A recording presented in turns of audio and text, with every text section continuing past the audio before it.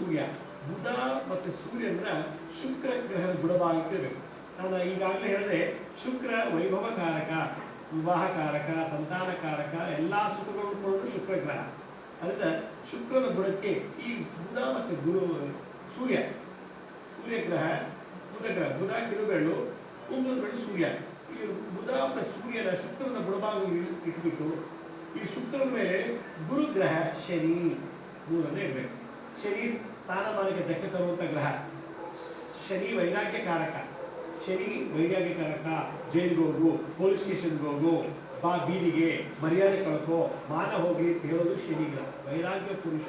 ಅಂದ್ರೆ ಈ ಶನಿ ಮತ್ತು ಗುರು ಇವರನ್ನ ಶುಕ್ರ ಜೊತೆ ಸೇರಿಸ್ಬಿಟ್ರೆ, ಶನಿ ಮತ್ತೆ ಇದು ಶುಕ್ರ, ಇದು ಗುರು, ಇದು ಶನಿ, ಮಧ್ಯದ ಬೆರಳು ಶನಿ, ತೋರು ಬೆರಳು ಗುರು, ಹೆಬ್ಬೆಟ್ಟು ಶುಕ್ರ, ಈ ಮೂರು ಹಿಡಿದಾಗ ಕುಬೇರ ಮುದ್ರಾ ಅಂತ. ಹಾಗೆ ಎರಡು ಹಸ್ತದಲ್ಲಿ ಕುಬೇರ ಮುದ್ರೆ ಮಾಡೋದು. ಈ ಎರಡು ಕುಬೇರ ಮುದ್ರೆಗಳನ್ನ ಒಂದಕ್ಕೊಂದು ಜಾಯಿಂಟ್ ಮಾಡಿಬಿಟ್ರೆ ವಿತ್ತೇಶ್ವರ ಅಂತ ಹೇಳ್ತಾರೆ.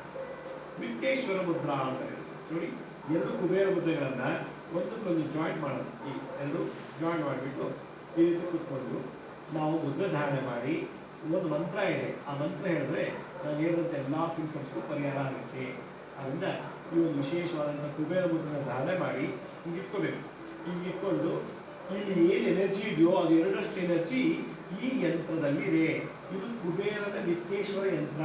ಕುಬೇರನ ಅಸಿಸ್ಟೆಂಟ್ಗೆ ವಿತ್ತೇಶ್ವರ ಅಂತ.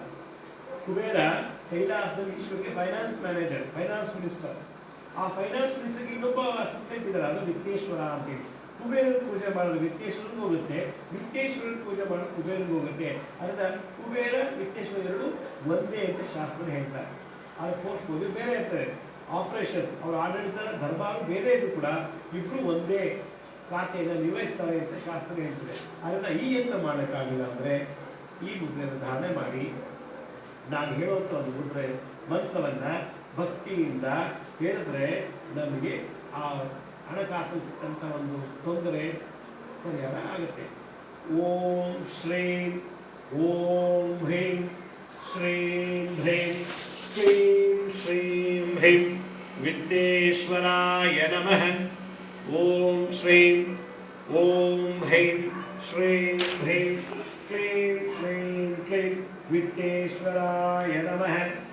ಓಂ ಶ್ರೀಂ ಓಂ ಹ್ರೀಂ ಶ್ರೀಂ ಹ್ರೀಂ ಕ್ಲೀಂ ಶ್ರೀಂ ಕ್ಲೀಂ ವಿತ್ತೇಶ್ವರಾಯ ನಮಃ ಅನ್ನುವ ಒಂದು ಮಂತ್ರವನ್ನು ಈ ಮುದ್ರೆ ಧಾರಣೆ ಮಾಡಿ ಉತ್ತರಕ್ಕೆ ಮುಖ ಮಾಡಿ ಕೂತ್ಕೋಬೇಕು. ಈ ಮುದ್ರೆ ಧಾರಣೆ ಮಾಡಿದಾಗ ಈ ಮುದ್ರೆ ಧಾರಣೆ ಮಾಡಿ ನಮ್ಮ ಮುಖ ಉತ್ತರವಾಗಿ ಕೂತ್ಕೋಬೇಕು. ಉತ್ತರಕ್ಕೆ ದಿಕ್ಪಾಲಕ ಕುಬೇರ, ದಕ್ಷಿಣಕ್ಕೆ ದಿಕ್ಪಾಲಕ ಯಮ.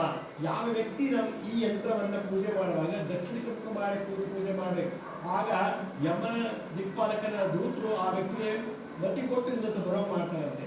ಮತ್ತೆ ಎಲ್ಲಿ ಇದು ಮಾಡೋಕ್ಕಾಗಲಿಲ್ಲ ಅಂದರೆ ಬಸ್ಸಲ್ಲೋ, ಕಾರಲ್ಲೋ, ಟ್ರೈನಲ್ಲೋ, ಎಲ್ಲಿ ಕೂತಿರ್ತಾರೋ, ಲಾಡ್ಜಲ್ಲಿ, ಮನೆಯಲ್ಲಿ ಫ್ರೀ ಇದ್ದಾಗ ಈ ಮುದ್ರೆ ಧಾರಣೆ ಮಾಡಿ ಓಂ ಶ್ರೀಂ ಓಂ ಹ್ರೀಂ ಶ್ರೀಂ ಹ್ರೀಂ ಕ್ಲೀಂ ಶ್ರೀಂ ಕ್ಲೀಂ ವಿತ್ತೇಶ್ವರಾಯ ನಮಃ ಅಂತ 108 ಸಲ ಜಪ ಮಾಡಿಬಿಟ್ರೆ ಉತ್ತರಕ್ಕೆ ಮುಖ ಮಾಡಿ ಅವ್ನು ಎಲ್ಲೇ ಯಾವ ಹೋಗ್ತಾರೆ ಕೂತಿರಲಿ, ಅವ್ನು ದುಡ್ಡು ಕೊಡ್ಬೇಕಪ್ಪ, ದುಡ್ಡು ಕೊಡ್ಬೇಕು ಅಂತ ಮಾಡಿ ಈಗ 6 ತಿಂಗಳಿಗಾದ್ರು ವಿತ್ತೇಶಕ್ಕೆ ಹಾಕೊಂಡ್ಬಿಡ್ತಾರೆ.